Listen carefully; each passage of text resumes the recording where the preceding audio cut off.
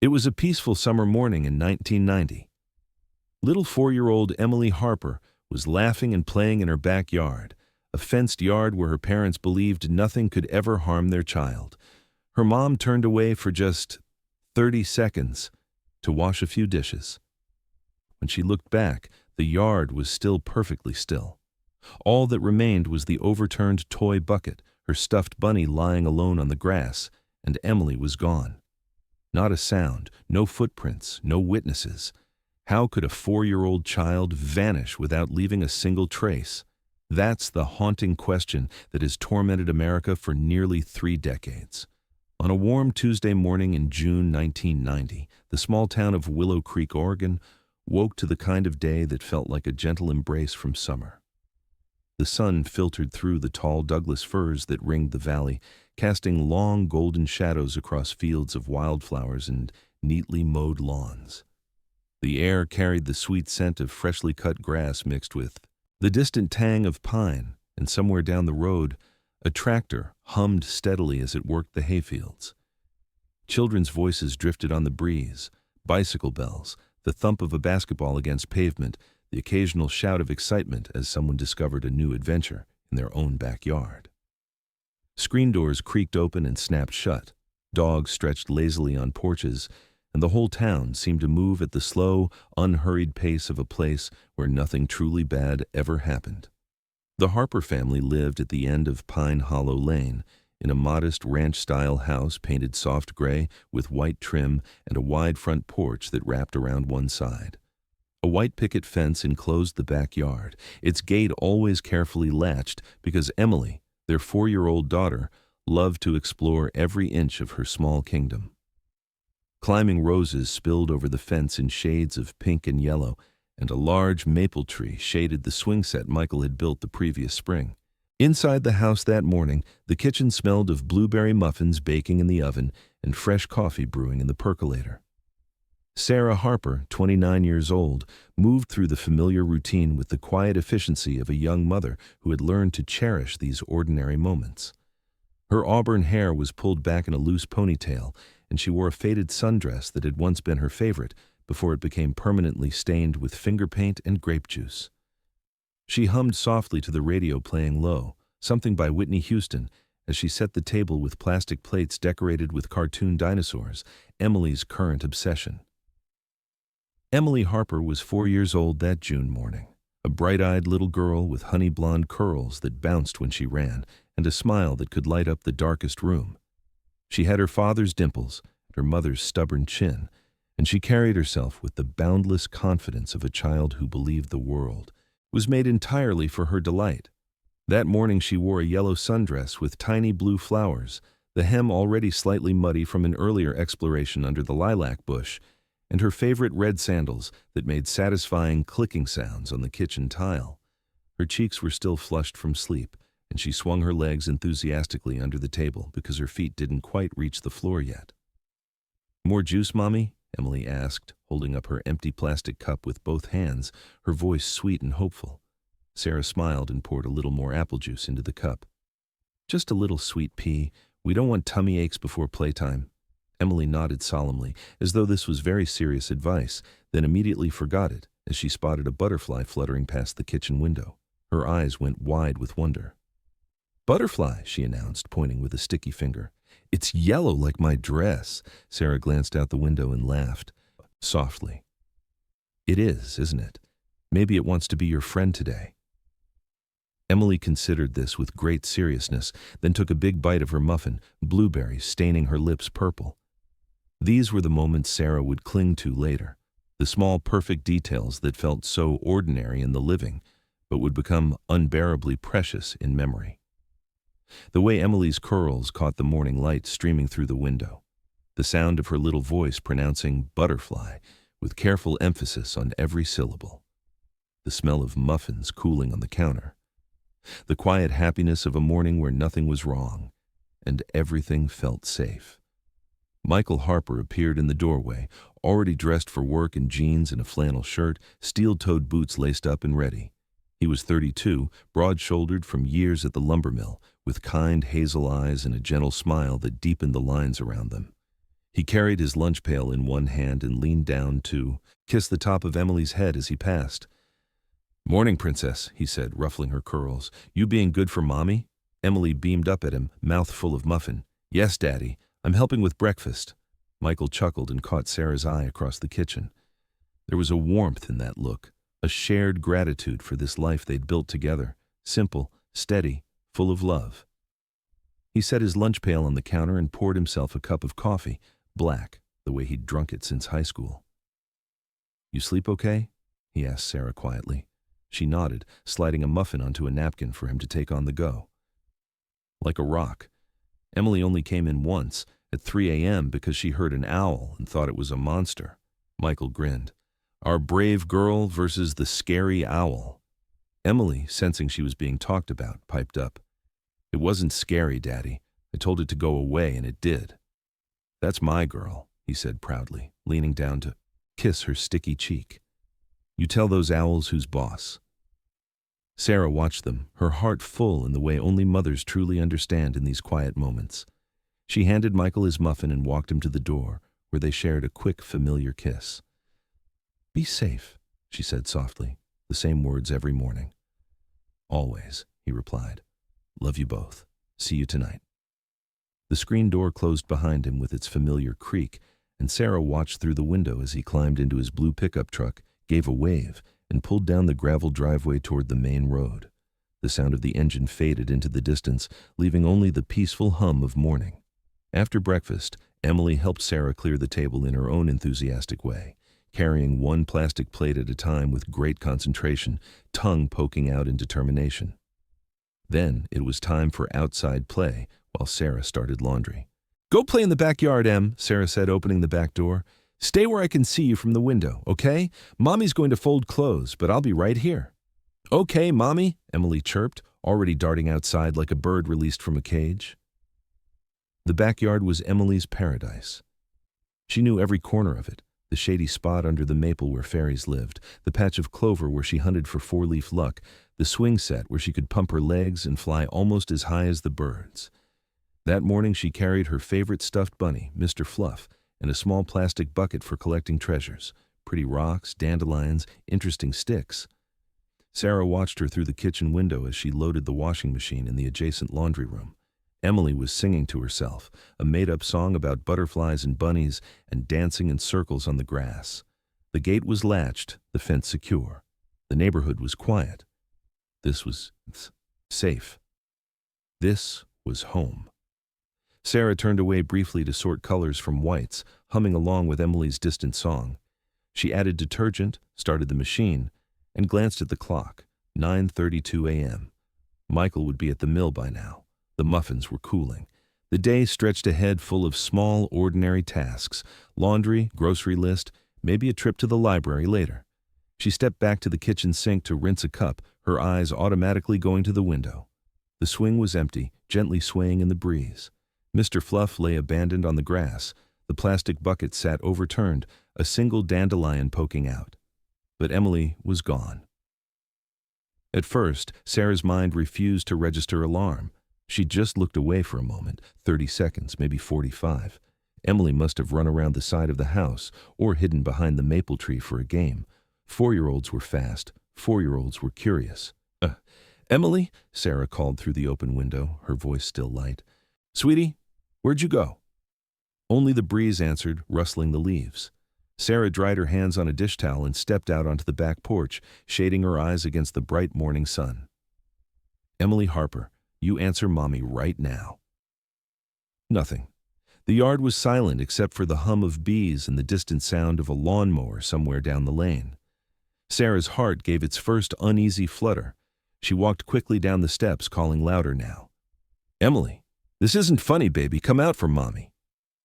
She circled the maple tree, checked behind the lilac bush, looked under the porch, where Emily sometimes pretended to be a bear in her den.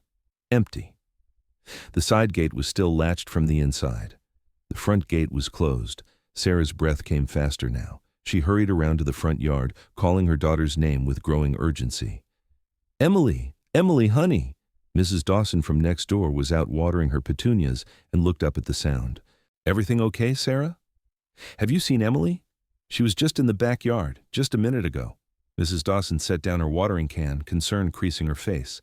No, dear. I've been out here 10 minutes and haven't seen her. Want me to check my yard? Please, Sarah said, her voice tighter now. She ran back through the house, checking every room. Living room, bathroom, Emily's bedroom with its dinosaur posters and unmade bed still warm from the night. Nothing. Back outside, she scanned the street. Pine Hollow Lane was quiet.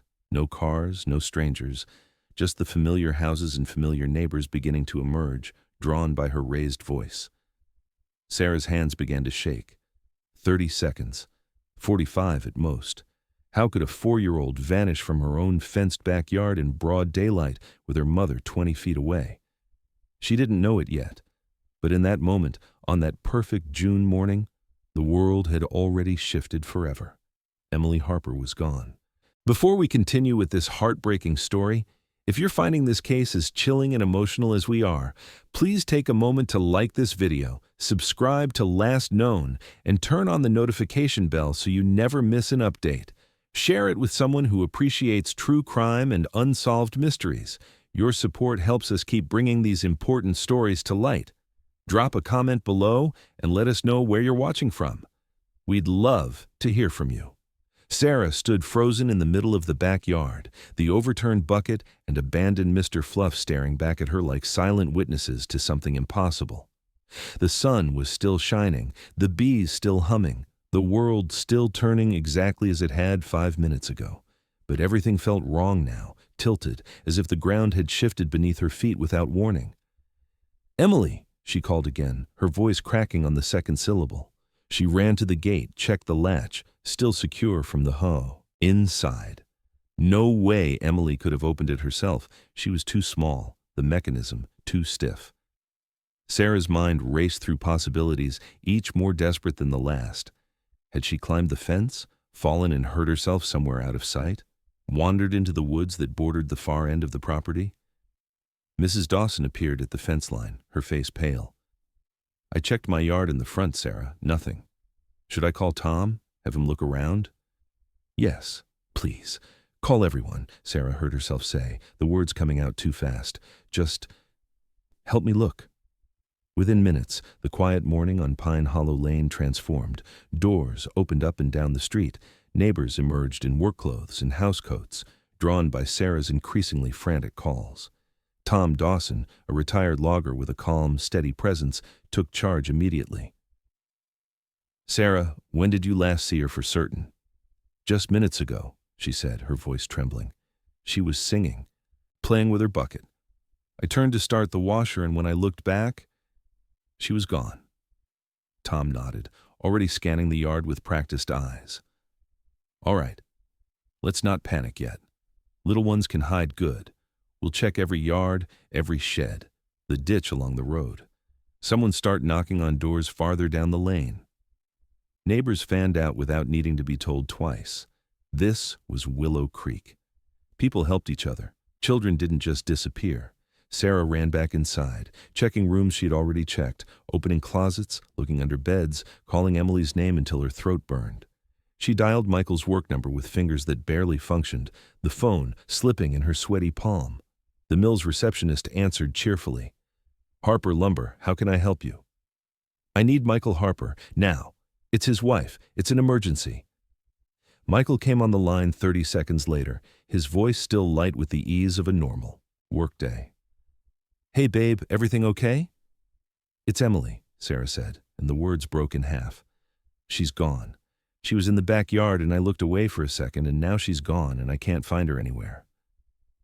Silence on the line, then the sound of something dropping. His toolbox, maybe. "I'm coming home. Right now. Have you called the police?"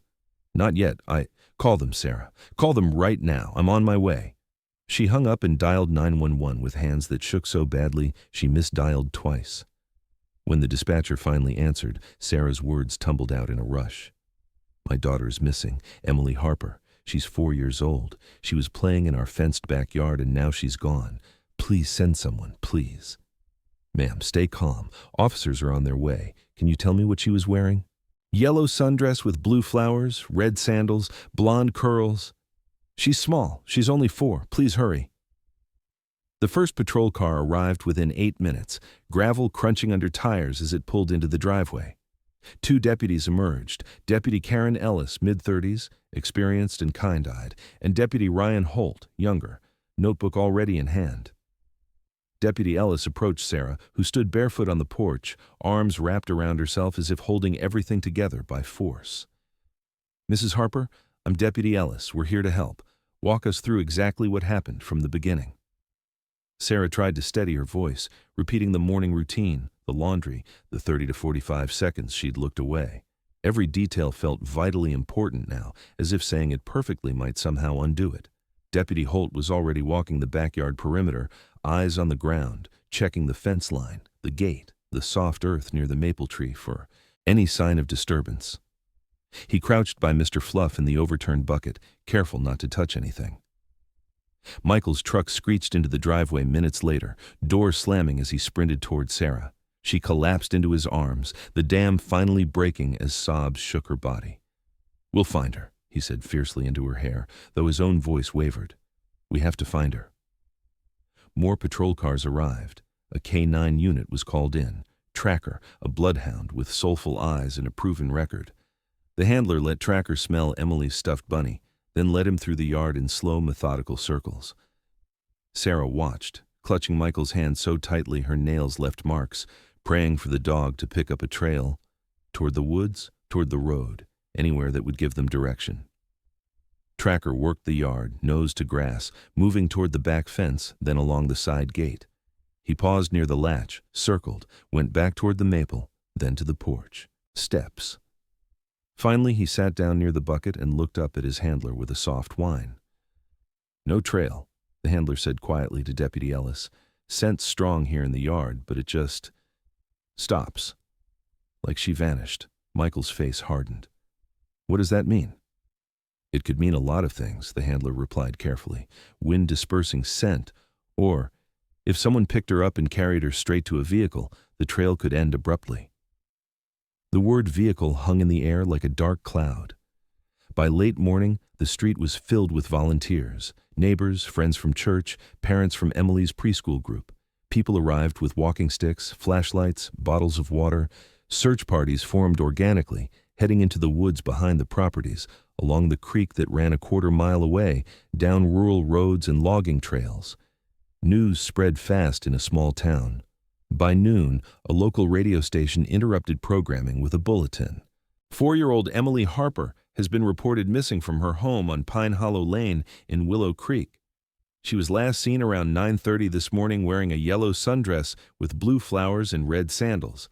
Emily has blonde curly hair and blue eyes. If you have any information, please contact the Lane County Sheriff's Office immediately. The Harper house phone began ringing non-stop. Family, friends, strangers offering prayers. Sarah's mother was already packing a bag in Eugene, promising to be there by evening. At 1:30 p.m., a news van from the local CBS affiliate pulled up. A reporter named Lisa Grant approached cautiously, cameraman trailing behind. Deputy Ellis intercepted them at the edge of the yard. "The family isn't ready for statements yet." "We understand," Lisa said gently. "But the more people who see Emily's face today, the better chance someone spots her. Can we at least get a recent photo for broadcast?"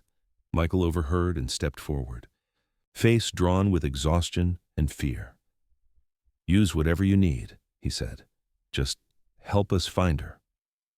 By 3 p.m., a makeshift press conference was set up on the front lawn. Michael and Sarah stood side by side, his arm around her shoulders as if holding her upright. Behind them, the house looked deceptively peaceful, flowers blooming, swing gently moving in the breeze. Michael cleared his throat, voice rough. "Our daughter Emily is missing. She's 4 years old.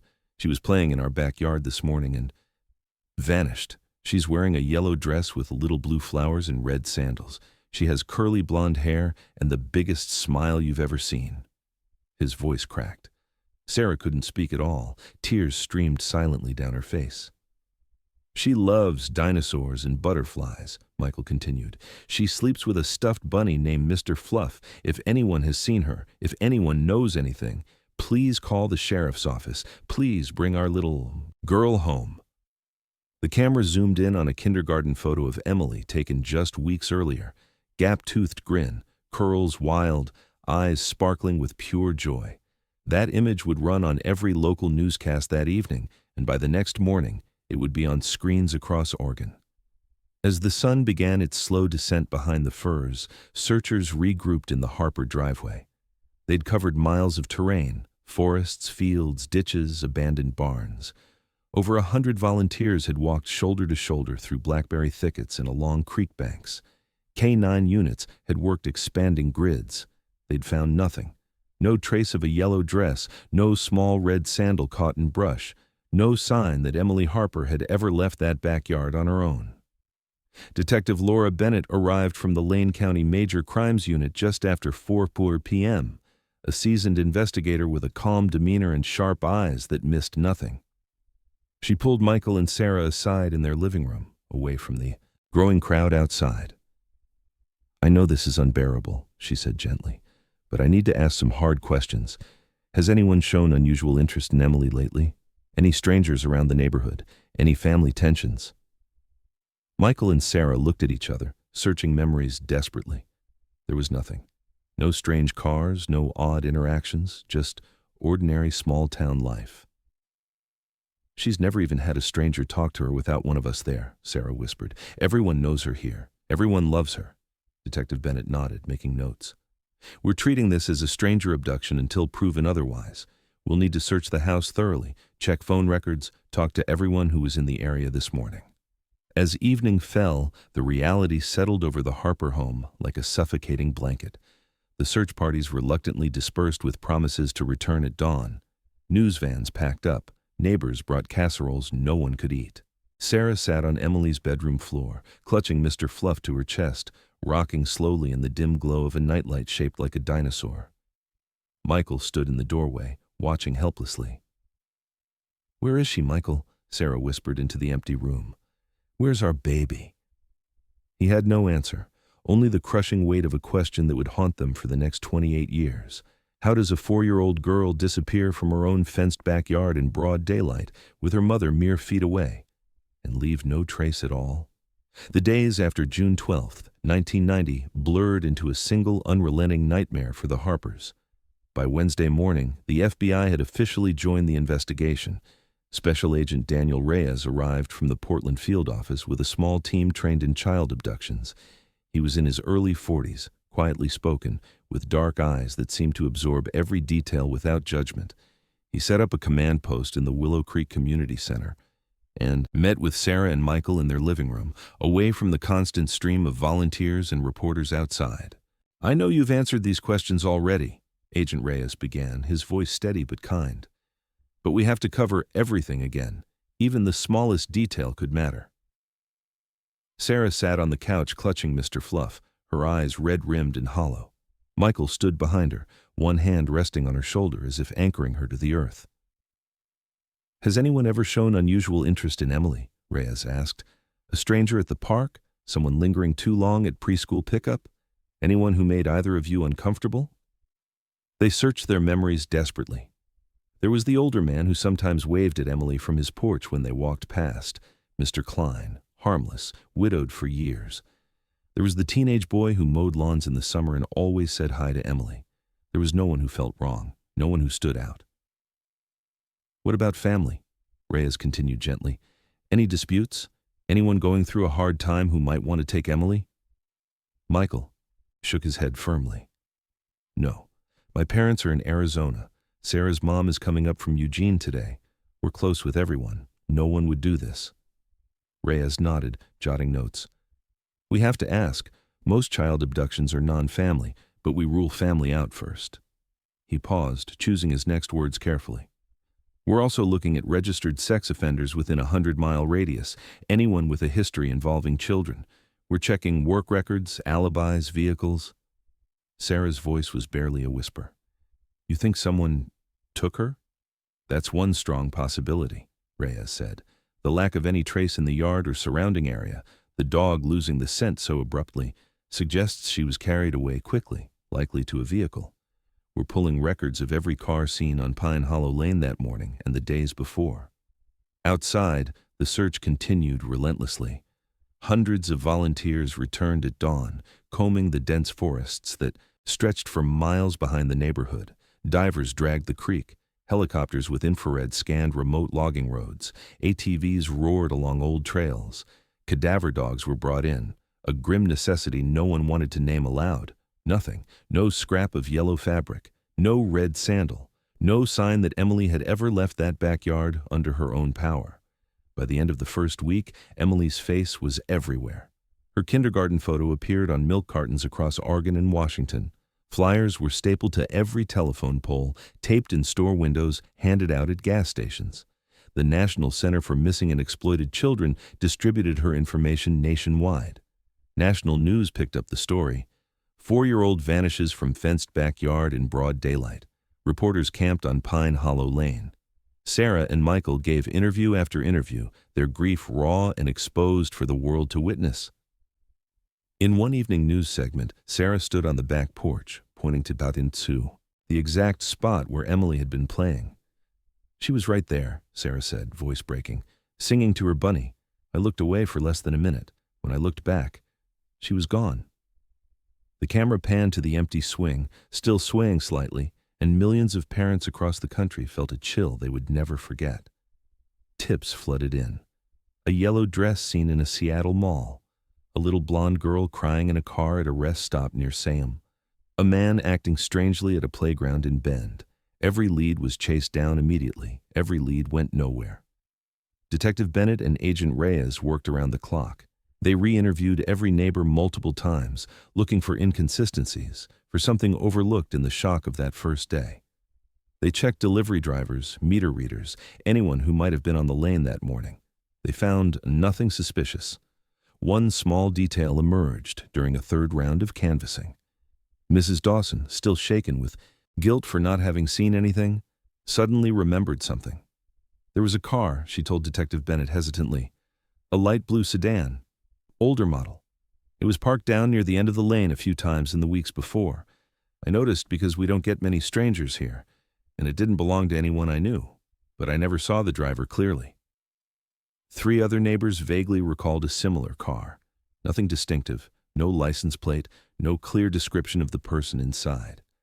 It was thin, almost nothing, but it became the only thread they had. Reyes put out a statewide alert for any light blue older model sedans seen in the area between May and mid-June. Security footage, if any existed, from gas stations and small stores along the main roads out of Willow Creek, was collected and reviewed frame by frame. Meanwhile, the Harper house became both headquarters and shrine. The backyard was covered in flowers, stuffed animals, handwritten notes from strangers. People drove slowly past, staring, some leaving candles at the fence line. Sarah couldn't bear to go into the backyard anymore. She kept the curtains drawn. She slept, if she slept at all, in Emily's bed, surrounded by her daughter's things. The dinosaur posters, the tiny dresses hanging in the closet, the half-finished coloring book on the floor. Michael threw himself into the search. He walked grids with volunteers until his boots wore through.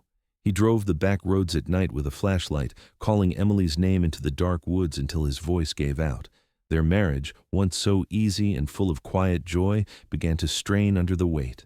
They moved around each other like ghosts, connected only by shared devastation. Some nights Sarah would wake screaming Emily's name. Michael would hold her until the sobs subsided, but he had no words of comfort left. How could he promise they'd find her when every day brought more silence? Sarah's mother, Grace, stayed for weeks, cooking meals no one ate, answering the constantly ringing phone, fielding calls from reporters and well-meaning strangers. Michael's parents flew up from Arizona and sat with them in silence, helpless against a grief too vast for words. By the end of June, the massive organized searches had to scale back. Volunteers had jobs, families, lives that couldn't stay on hold forever. The media caravans thinned out. National coverage moved on to the next tragedy. But the investigation didn't stop. Agent Reyes assured the Harpers the case would remain active. "We won't give up," he told them during one of his regular check-ins. "Not ever." Yet weeks turned into months. The tip line still received calls. Fewer now, many from psychics or confused people who thought they'd seen Emily years ago in another state. Each one was followed up. Each one led nowhere. Fall arrived with rain that turned the search areas to mud. Sarah marked Emily's 5th birthday in October with a small cake no one could bring themselves to cut. They released 5 yellow balloons into a gray sky and watched them disappear among the clouds. Christmas came, brutal and hollow. The house stayed dark. No tree. No lights. Sarah couldn't imagine celebrating anything while her daughter was missing. Michael began drinking after work, just a beer or two to quiet the noise in his head. Then 3. Then whiskey, when beer wasn't enough. Sarah withdrew further, spending hours staring at photo albums, tracing Emily's face with her finger, talking to the pictures as if her daughter could hear. By the 1-year anniversary in June 1991, the case had officially gone cold in the eyes of many, though Reyes still called every few months with updates that weren't really updates. The Harpers held a vigil at the community center. Fewer people came than the year before, but those who did brought candles and tears. Sarah spoke briefly, her voice steady despite the tremor in her hands. 1 year ago today, our little girl was taken from us. We still don't know where she is. We don't know if she's safe, if she's scared, if she remembers us, but we want whoever has her to know. We will never stop looking. Emily, baby, if you can hear us somehow, Mommy and Daddy love you. We're still here. We're waiting. The candles flickered in the warm evening air, and for a moment, the grief felt shared, bearable. But when everyone went home, the Harpers returned to their quiet house in the crushing silence of a bedroom that would forever belong to a missing 4-year-old. Years would pass like this, marked by birthdays without Emily, holidays endured rather than celebrated, hope clinging stubbornly even as evidence faded. The years after Emily's disappearance did not pass. They dragged. Willow Creek changed slowly around the Harpers. New families moved in. Children grew up and left. The woods crept a little closer each season. But inside the gray ranch, house at the end of Pine Hollow Lane, time stood still. Sarah refused to move. She couldn't bear the thought of Emily somehow finding her way home one day, impossible as that felt, and discovering strangers living in her house. The backyard fence stayed painted the same soft white. The maple tree grew taller, its branches now heavy enough to shade the entire swing set Michael had built. Emily's room remained untouched, dinosaur posters curling slightly at the edges, tiny dresses still hanging in the closet, Mr. Fluff sitting on the pillow exactly where Sarah placed him every morning after making the bed that no one slept in. Michael kept working at the lumber mill because stopping felt like surrendering. But the job that once gave him pride now felt meaningless. He moved through shifts on autopilot, operating saws and loaders with mechanical precision, while his mind circled the same endless questions. Where was she? Was she safe? Did she remember them? The drinking worsened. A few beers after work became a 6-pack, then liquor.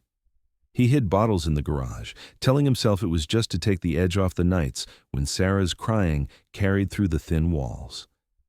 Some evenings he drove the back roads for hours, headlights cutting through darkness, calling Emily's name out the open window until he was hoarse. Their marriage, once warm and easy, became a battlefield of silence and small, sharp accusations neither of them meant but couldn't stop. You were supposed to watch her, Michael said one night in 1994, 4 years in, the words slipping out after too much whiskey. Sarah looked at him as if he'd struck her. Don't you think I know that? She whispered. Don't you think I live with that every single day? They apologized the next morning, held each other, promised to be stronger.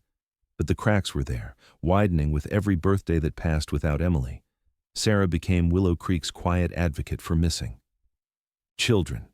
She joined support groups, drove to Salem for meetings with other parents living the same limbo. In 1996, when the internet began reaching ordinary homes, she taught herself to use a clunky desktop computer in the public library. By 1998, she had created a simple website, emilyharpermissing.com, painstakingly typed on a keyboard that felt foreign in her hands. The site was basic. A photo of Emily smiling in her yellow sundress, a detailed timeline of that June morning, age-progressed images commissioned from the National Center for Missing and Exploited Children. Sarah updated it religiously, new renderings every few years showing what Emily might look like at 10, 15, 20. She added a guest book where strangers left messages of hope and prayer. She printed flyers herself at the library copier and mailed stacks to police departments across the country. Every year on June 12th, she organized a candlelight vigil at the community center. The first few drew hundreds. By the 10th anniversary, fewer than 50 came. By the 15th, it was mostly Sarah, Michael, Grace, Sarah's mother, now widowed and living nearby, and a handful of loyal neighbors. Agent Reyes retired in 2002. His replacement, Special Agent Monica Alvarez, visited the Harpers personally to promise the case would stay open. She brought new age-progressed images, Emily at 18, then 21, then 25. Sarah stared at the latest rendering for hours, a young woman with the same honey-blonde curls, the same dimples Michael had given her. "She's beautiful," Sarah whispered. Michael could barely look. Seeing his daughter as an adult, someone who might be walking around somewhere without knowing who she really was, felt like losing her all over again. In 2005, 15 years after the disappearance, Michael lost his job at the mill during layoffs. He found spotty work after that, construction, odd jobs, but the steady rhythm of life they'd once counted on was gone. Money grew tight, resentments grew louder. One night in 2007, after another fight about selling the house, to ease the financial strain, Michael packed a duffel bag. "I can't do this anymore," he said, standing in the kitchen doorway. "I love you, Sarah, but staying here, it's killing us both." Sarah didn't beg. She simply looked at him with eyes that had cried themselves dry years ago. "If you leave this house," she said quietly, "you're leaving her too. And I won't." He stayed. The bag went back into the closet. But something essential between them had broken that night. By the early 2010s, consumer DNA testing began to appear, companies promising to reveal ancestry, health risks, distant cousins. Sarah read about it in a magazine at the doctor's office and felt something she hadn't felt in years, a spark. She submitted samples to every company she could find, 23andMe, Ancestry DNA, Family Tree DNA, MyHeritage, sometimes using different email addresses to get around limits. Michael did the same, reluctantly at first, then with the same fierce determination. They registered with law enforcement databases, with GED Match, with any site that allowed missing persons' families to upload profiles. Sarah wrote careful notes in each genetic profile. "Searching for my daughter, Emily Harper, missing from Willow Creek, Oregon since June 12, 1990, born February 14, 1986. If you are a match and reading this, please contact me. I have been waiting for you for decades." She checked the accounts obsessively, every new match, every distant cousin notification, hoping against reason that one day a parent-child match would appear.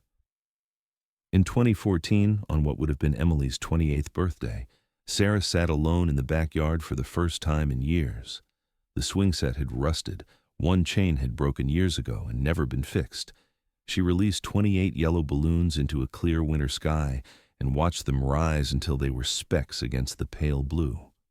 "Happy birthday, sweet pea," she whispered, "wherever you are." Michael watched from the kitchen window, a glass of whiskey in his hand, tears he no longer bothered to hide running down his face. The vigil stopped entirely after the 25th anniversary. Only Sarah, Michael, and Grace gathered in the living room now, lighting a single candle and sitting in silence. Grace passed away in 2016, peaceful in her sleep at 81. At the funeral, Sarah spoke briefly. "My mother never stopped believing Emily would come home," she said, voice steady. "I won't either." The house grew quieter after that. Michael's health began to fade. Liver issues, the doctor said gently, from years of drinking. He quit cold in 2017, white-knuckled and shaking, because the thought of dying without answers felt worse than the craving. Sarah kept the website running, kept the DNA profiles active, kept the bedroom ready. She aged into her late 50s with gray threading her auburn hair, lines etched, deep around eyes that still scanned every crowd for a glimpse of honey blonde curls. People in Willow Creek spoke of the Harpers in hushed tones, the couple whose little girl vanished, the the ones who never recovered. Some admired their persistence, others whispered that they should have moved on long ago. But Sarah knew something the whisperers didn't. A mother's love doesn't come with an expiration date, and hope, however thin, however battered, can survive decades in the dark. She clung to stories of other miracles: J.C. Dugard found after 18 years, Elizabeth Smart, the Cleveland girls. Rare, yes, impossibly rare, but possible. And in the quiet of Emily's untouched room, surrounded by faded dinosaur posters and a stuffed bunny that had lost one eye years ago, Sarah would sit every evening at 9:30, the exact time she'd last seen her daughter, and talk to the empty air. "I'm still here, Em," she'd say softly. "I'm still waiting. Come home when you're ready." 800 miles away, in the dry heat of Tucson, Arizona, a woman named Claire Morrison was living a life she had never deeply questioned until curiosity finally overtook her. Claire was 32 years old in 2018. She worked as a graphic designer from a small home office, kept mostly to herself, and had a quiet, orderly existence that suited her just fine. She had honey blonde hair that she wore shoulder length, blue eyes people often complimented, and a gentle smile that appeared rarely but sincerely. She lived alone in a modest adobe-style house she'd bought 5 years earlier, tended a few succulents on her patio, and spent weekends hiking the desert trails outside the city. She had been raised in Tucson and nearby Phoenix by a woman she had always called Aunt Evelyn. Evelyn Morrison, a reclusive widow who homeschooled Claire, moved them every few years, and kept their lives deliberately small. Evelyn had told Claire that her parents had died in a car accident when she was too young to remember them. Evelyn, her mother's only sister, had stepped in to raise her because there was no one else. It was a sad but simple story, and Claire had accepted it without much probing as a child. There were no baby pictures, no birth announcement, no family Bible with names and dates, just a handful of Polaroids starting around age 5 or 6, Claire in front of various rental houses, always standing stiffly beside Evelyn, who looked strained even in photographs. Claire's earliest memories were fragmented. She remembered a red bucket and a stuffed bunny, the smell of pine trees instead of saguaro, the sound of a woman singing softly while doing laundry. But whenever she mentioned those flashes to Evelyn, her aunt would grow tense and change the subject. "You were so little," Evelyn would say. "It's normal not to remember clearly." Evelyn Morrison died in 2009, suddenly, from a massive stroke. She was 67. Claire was 23 then, finishing community college, grieving the only parent she had ever known. In the hospital, during one of Evelyn's brief lucid moments before the end, she had gripped Claire's hand with surprising strength.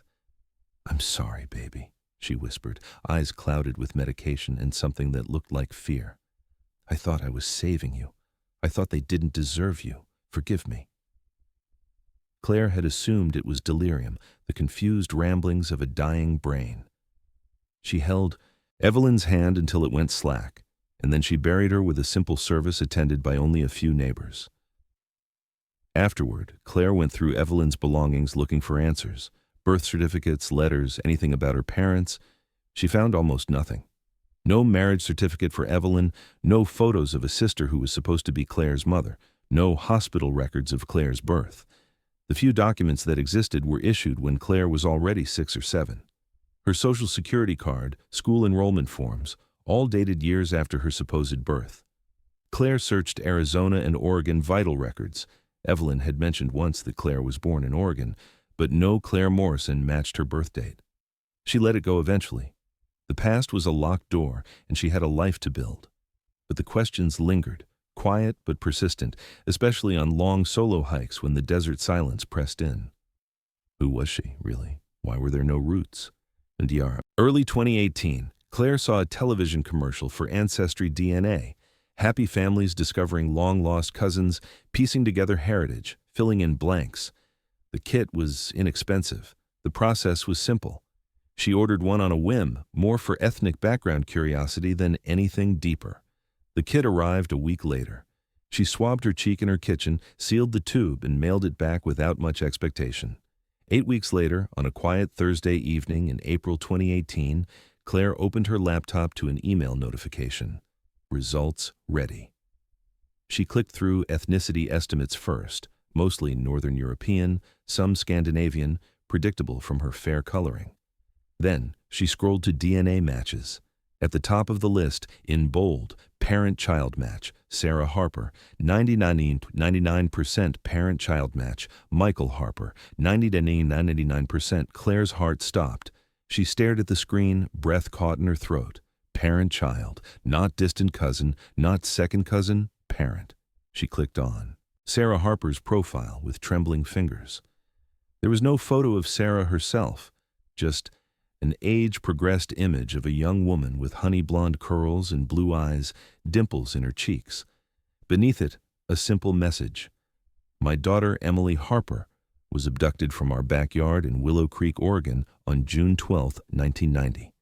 She was 4 years old, blonde curls, blue eyes, loved dinosaurs and butterflies. If you are seeing this match, if you are my Emily, please contact me. I have never stopped looking for you. I love you. Mom Claire read it 4 times, then 5. Emily Harper, born February 14, 1986, missing June 12, 1990. She did the math slowly. If that child had been 4 in 1990, she would be 32 now. Claire's listed birth year, on the few documents Evelyn had provided, was 1987, close enough for forged papers. Her hands shook so badly she could barely hold the mouse. She searched the name Emily Harper Missing Oregon. Hundreds of results flooded the screen. Articles from 1990, milk carton photos, age-progressed images that looked eerily like Claire at different stages of life. The website Sarah had maintained for 28 years, EmilyHarperMissing.com, still active, still pleading.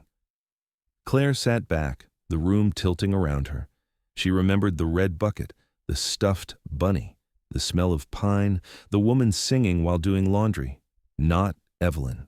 Someone else. She paced her small living room, heart pounding, mind racing through every memory of Evelyn, her paranoia about strangers, her insistence on homeschooling, the way she flinched whenever a police car drove past. I thought I was saving you. Suddenly, those deathbed words made horrifying sense. Claire didn't sleep that night.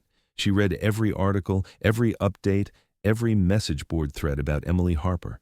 She stared at photos of Sarah and Michael Harper, younger versions from 1990 press conferences, older versions from vigils in later years.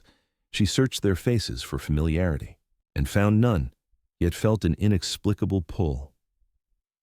The next morning, Friday, she called in sick to work, something she had never done, and drove to the Tucson Police Department.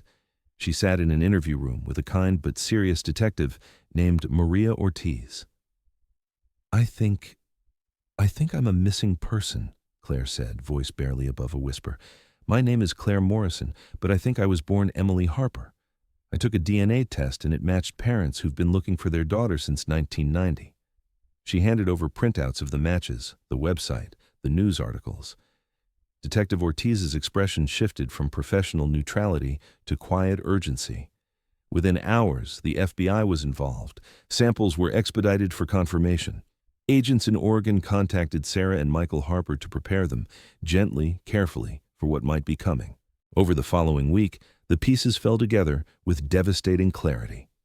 Evelyn Morrison had never been married, never had children. Medical records uncovered after her death showed a history of severe mental illness, schizophrenia, delusions, multiple psychiatric hospitalizations in her 30s and 40s. She had suffered several miscarriages and become obsessed with the idea of having a child of her own. In the spring of 1990, Evelyn had been living temporarily in a rental cabin outside Willow Creek, close enough to observe quiet neighborhoods. She had noticed Emily playing alone in the backyard multiple times, noticed Sarah's routine of doing laundry while keeping an eye through the window.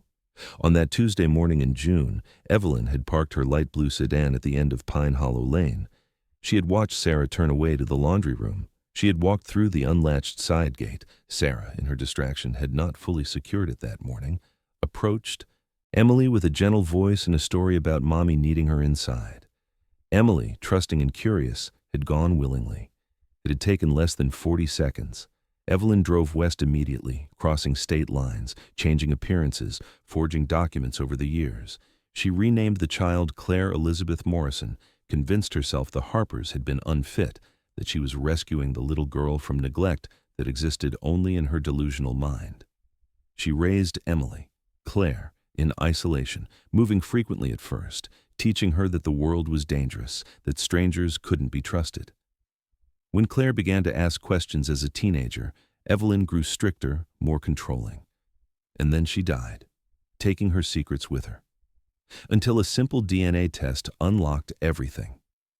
In late April 2018, after every confirmation possible, Special Agent Monica Alvarez called the Harpers personally. Sarah answered the phone in the kitchen, the same kitchen where she had stood 28 years, earlier watching her daughter play. "Mrs. Harper," Agent Alvarez said softly, "we've found her. Emily is alive, she's safe, and she knows who she is now." Sarah's legs gave out. She sank to the floor, phone pressed to her ear, a sound escaping her that was half sob, half laugh, pure disbelief and joy. Michael came running from the garage at the sound. Sarah looked up at him, tears streaming, and managed 4 words. They found her. Alive. Before we witnessed the moment the Harper family had waited 28 years for, if you're wiping away tears or feeling that surge of hope right now, please hit like, subscribe to Last Known, and turn on notifications. Share this video with someone who needs to believe in second chances. Drop a comment and tell us how this reunion is hitting you or where you're watching from. We read every single one. The reunion was carefully planned for early June 2018. Almost exactly 28 years after the day Emily vanished. Special Agent Monica Alvarez and a victim advocate worked with both sides for weeks. Phone calls, video conferences, therapy sessions, to prepare everyone for a moment no amount of preparation could truly ready them for. Claire, still Claire in her own mind, though she was beginning to let the name Emily settle beside it like a second shadow, flew from Tucson to Portland with Agent Alvarez. She had never been back to Oregon since she was 4, yet the moment the plane descended through clouds into the green Willamette Valley, something deep inside her chest tightened. The smell of pine through the airport doors, the damp air, the distant sight of fir-covered hills. It felt like a memory trying to surface through thick fog. She spent 2 nights in a hotel, barely sleeping, staring at photos of the Harpers that Alvarez had given her. Sarah, at 40, 50, now 58, lines around her eyes deepened by grief, auburn hair gone mostly gray. Michael, once broad and strong, now thinner, hair white, face etched with years of quiet suffering. And always, in every photo, their eyes carried the same expression. Searching. Claire had no childhood memories of them, no flash of recognition when she saw their faces. Only a strange, aching pull in her chest, as if her body remembered what her mind could not. The meeting was arranged at a quiet FBI satellite office in Salem, neutral ground, private, with counselors on hand. Not the house on Pine Hollow Lane, not yet. Everyone agreed it would be too overwhelming for Claire to step straight into the home she had been stolen from. Sarah and Michael arrived early. They had driven up from Willow Creek together in near silence, holding hands across the console the entire way, the first time they had done that in years. Sarah wore a simple blue dress, her hair pulled back, hands trembling as she smoothed non-existent wrinkles. She carried a small photo album, and Mr. Fluff freshly washed, one missing eye carefully, re-stitched by hand. Michael wore the same flannel shirt he'd had on the morning Emily disappeared, faded now, but clean and pressed. He hadn't planned it consciously, he only realized it in the car and nearly turned back to change. But Sarah had squeezed his hand and said, "It's perfect."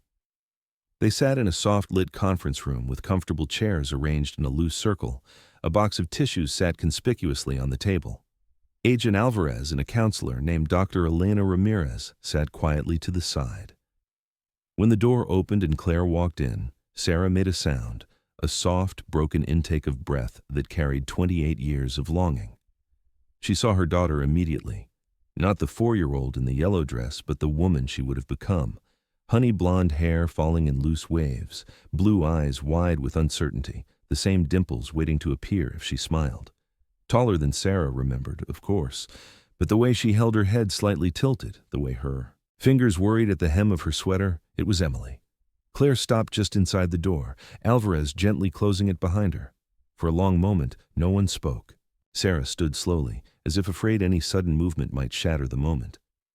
"Emily?" she whispered, voice cracking on the name she had spoken aloud every single day for 28 years. Claire's eyes filled instantly. She didn't know why she was crying. She didn't remember this woman. But the sound of her own name, spoken with such raw love, undid something inside her. I don't remember," Claire managed, voice small. "I'm sorry. I wish I did. I've tried so hard to." Sarah crossed the room in 3 steps and pulled her into her arms. Claire stiffened for a fraction of a second. Stranger, her mind screamed, then felt her body surrender. Sarah's embrace was fierce but careful, as if holding something infinitely precious that might break. She smelled of lavender soap and faint traces of the same laundry detergent Sarah had used in 1990. Claire's arms came up slowly, hesitantly, and wrapped around her mother. Sarah sobbed into her daughter's shoulder, 28 years of grief pouring out in shaking breaths. "You're here," she kept whispering. "You're here. My baby. You're alive." Michael approached more slowly, tears already streaming down his weathered face. When Sarah finally loosened her hold enough, he stepped forward and wrapped both of them in his arms. Father, mother, daughter, together for the first time since that June morning. Claire felt the roughness of his flannel against her cheek, the strength in his arms that had once lifted her high above his head. She closed her eyes and let herself be held, let herself be cried over, let herself cry for reasons she couldn't name. "I'm so sorry," she whispered into Michael's shoulder. "I don't remember you. Either of you. I hate that I don't." Michael pulled back just enough to look at her, cupping her face in hands that trembled. "You don't have to be sorry for anything," he said, voice rough with emotion. "You were 4 years old. None of this is your fault. We're so grateful you're here." They moved to the chairs eventually, sitting close together, Sarah never letting go of Claire's hand, as if afraid she might vanish again, Michael on her other side, close enough that their knees touched. Sarah opened the photo album with shaking fingers. "This was your first birthday," she said softly, showing a picture of a chubby baby with curls, cake smeared across her face. "You loved dinosaurs even then. This is you at 3, roaring at the camera in your T-Rex shirt." Claire leaned in, studying each photo as if they belonged to someone else, yet feeling an ache with every image. There she was on Michael's shoulders at the county fair. There she was helping Sarah plant flowers. There she was asleep on the couch with Mr. Fluff tucked under her chin. When Sarah gently placed the stuffed bunny in Claire's lap, something broke open inside her. She pressed Mr. Fluff to her face, breathing in the faint familiar scent of home, and cried harder than she had since Evelyn's death. Hours passed. They talked, haltingly at first, then in a rush. Claire told them about her life as Claire Morrison, the quiet childhood, the moves, Evelyn's strict rules, the lack of roots. She told them about the deathbed confession, the DNA test, the shock of discovery. Sarah and Michael listened without interruption, faces pale as they heard how their daughter had been raised in isolation, taught to fear the world, denied any knowledge of them. When Claire finished, Sarah reached out and brushed a curl from her forehead, the gesture so natural, so maternal, that Claire felt fresh tears rise. "We missed everything," Sarah said quietly. "Your first steps we have photos of, but everything after. School plays, scraped knees, first heartbreak. We missed it all." "But we have now," Michael said, voice firm despite the tears. "We have time now." They did not rush her, not rush. No one suggested she change her name, move home, call them Mom and Dad right away. They simply sat together until the light outside shifted to evening, absorbing the miracle of presence. When it was time to part, Claire returning to her hotel, the Harpers to Willow Creek. Sarah hugged her again, longer this time. "Take all the time you need," she whispered. "We've waited 28 years. We can wait as long as you need to feel ready for whatever comes next." Claire nodded against her shoulder. "I want to know you," she said. "Both of you. I need to go slow." Michael hugged her last, strong and careful. "We'll go at your pace, kiddo. Always." As Claire walked to the car with Agent Alvarez, she looked back once. Sarah and Michael stood in the doorway, arms around each other, watching her with eyes full of wonder and fear and love. She raised one hand in a small wave. They waved back, tears shining in the late afternoon light. It was not a fairy tale ending. There were no flood of memories, no instant recognition, no simple return to a childhood that had been stolen. But it was a beginning. A fragile, precious, hard-won beginning. And sometimes, against all odds, a beginning is the greatest miracle of all. Thank you for coming on this long, emotional journey with us. Thank you for every like, every comment, every share, and every moment you spent with the Harper family story. Your support means the world and helps us continue telling these important cases.